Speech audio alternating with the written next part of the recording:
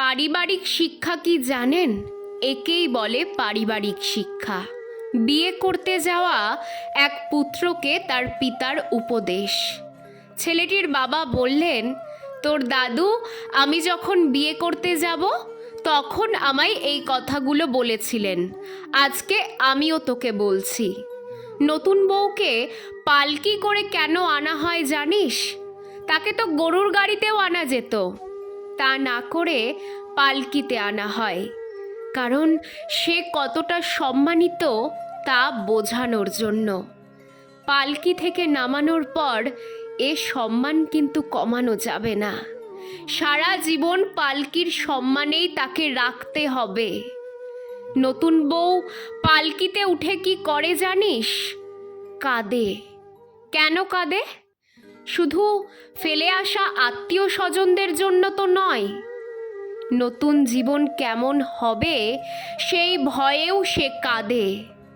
তোর চেষ্টা হবে পালকির কান্নায় যেন তার শেষ কান্না হয়। এরপর আর মাত্র দুটো কারণে সে কাঁদবে।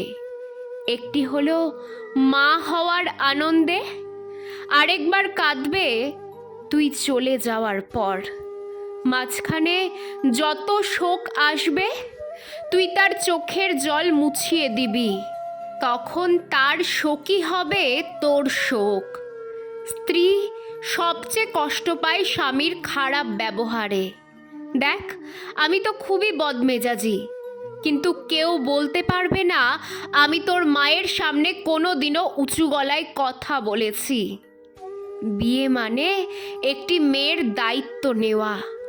এটা ঠিকভাবে পালন না করলে সৃষ্টিকর্তার কাছে দায়ী থাকতে হয়। আরেকটি কথা, সব মেয়ের রান্নার হাত ভালো হয় না, কিন্তু সবাই রান্না ভালো করার সর্বোচ্চ চেষ্টা করে। তাই রান্না নিয়ে বউকে কখনো খোঁটা দিবি না। বউয়ের মা বাবাকে কখনো আমার শ্বশুর, আমার শাশুড়ি এগুলো বলে ডাকবি না, মা বাবা বলে ডাকবি। আগের ডাকগুলো কোনো মেয়ে পছন্দ করে না। তুই ওগুলো ডাকলে তোর বউ আমাদের ওভাবেই ডাকবে। তুই ওনাদের সম্মান না করলে সেও আমাদের সম্মান করবে না। এটাই নিয়ম। সৃষ্টিকর্তার পাল্লা সবার জন্য সমান।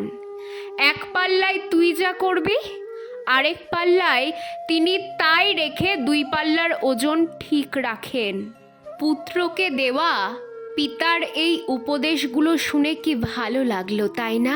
সত্যি, আমাদের সমাজের প্রতিটা বাবা মায়ের মানসিকতা যদি এত সুন্দর হতো, তাহলে কিন্তু আমাদের সমাজের চিত্রটাই বদলে যেত, বলুন।